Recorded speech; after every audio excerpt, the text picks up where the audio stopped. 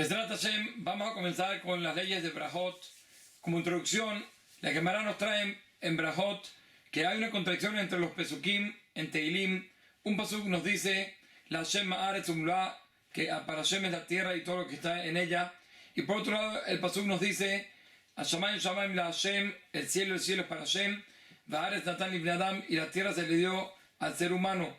Pregunta Gemara, ¿cómo puede ser? ¿Es de Hashem la tierra o es del ser humano? Responde Gemara, Kan Lifna Braja, Kan Lehara Braja. Antes de la Braja, que la persona hace por la comida, entonces la Hashem Ma'aretz Umla, todo le pertenece a Hashem. Una vez que la persona dice Braja, entonces ahí pasa a su pertenencia. Quiere decir que todo lo que la persona tiene a su alrededor, todo le pertenece a Hashem. Si la persona agarra sin pedir permiso, sin dar una alabanza, entonces como si está robando, dice la Gemara. Solo cuando la persona dice la Braja, ahí se hace parte de la persona. Por eso nosotros, Besrat Hashem, vamos a comenzar todas las leyes de Brajot para saber bien qué Braja hay que decir a cada comida, a cada cosa, y de esa forma poder dar siempre alabanza a Hashem. Nos dice el Shulchan Aruch en el capítulo 202 sobre las leyes de las Brajot, sobre las frutas del árbol. Nos dice en la Halajá 1, Alcohol perot Tailán, que todas las frutas que salen del árbol se dice la Brajá al comienzo, antes de comerlas, Boré Priaet.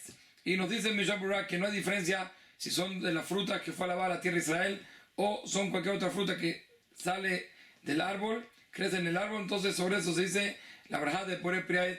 Y nos explica Mishnah Berurah que a pesar de que las frutas del árbol salen de la tierra también, entonces uno podría decir también la Brajá, como dice sobre todo el resto de las cosas que están de la tierra, que se dice Boré Priadama.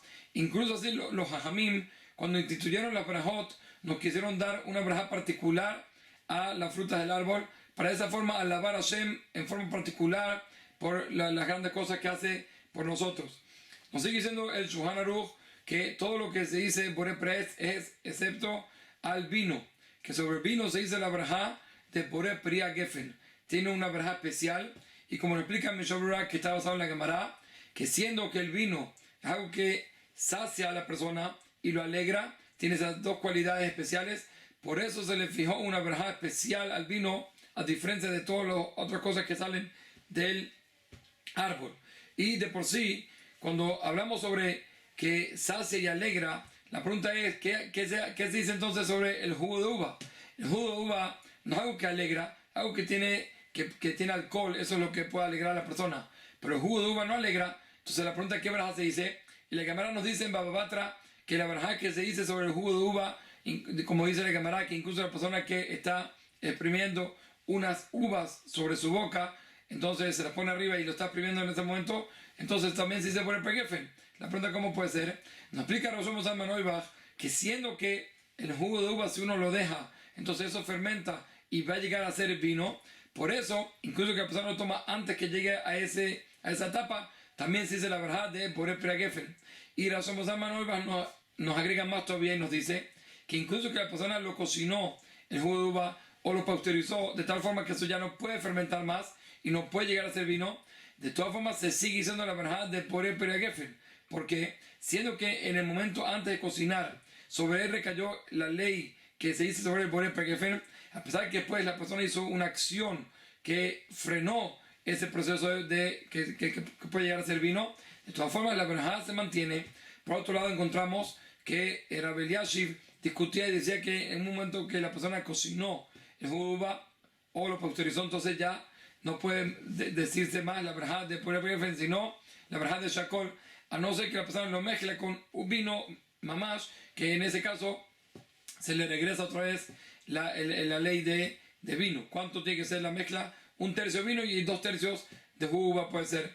Pero muchas de las costumbres es de que se dice sobre el jugo de uva la brajá de Boré Priya Gefen.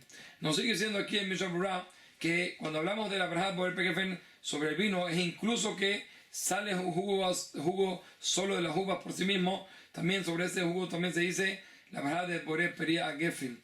Y nos dice Mishnah Berurah que si una persona se equivoca y dice sobre el vino, en vez de Boré Priya Gefen dice Boré Priaet, entonces más adelante hay discusión sobre esto, y nos dice Mishnah Berurah más adelante que por la duda, si la persona se equivocó y dijo Boré Priaet, entonces decimos que no tiene que repetir y puede seguir tomando con esa brajá. Nos sigue diciendo el Shulchan Aruch que cuando decimos sobre el vino Borei Peri HaGefen, no hay diferencia si está el vino crudo, que es como está, sin hacerle ninguna acción, o ya sea que la persona lo cocinó, o que la persona lo hizo como conditón, como dice el Shulchan Aruch, que lo mezcló con miel, con pimienta y con otras cosas que era el estilo, o puede ser cualquier otra cosa que le ponen todo tipo de sabores, que entonces también todavía se va a decir la verajá de Borei Peri HaGefen. Y como nos dice el Mishabra que incluso que se cocinó, entonces nosotros no decimos que la cocción daña el vino, sino decimos que todavía se mantiene, por eso todavía se puede decir la verajá de Borei Peri HaGefen. No hay diferencia si la persona cocinó el vino mismo o cocinó las uvas o las pasas de la que iba a ser vino, igual la verajá se mantiene. Y también nos dice el Mishabra con respecto a lo que dijimos, que si hizo conditón, si se le mezcló otras cosas, entonces se sigue siendo la verajá por el Peri HaGefen. Y como nos explica el Mishabra, que a pesar de que le cambió el sabor un poco y también el olor, de todas formas, siendo que todo lo que se le puso era para ayudarlo y para lavarlo, entonces no se considera que el vino bajó, sino se mantiene todavía en la verajá de Borei Peri HaGefen.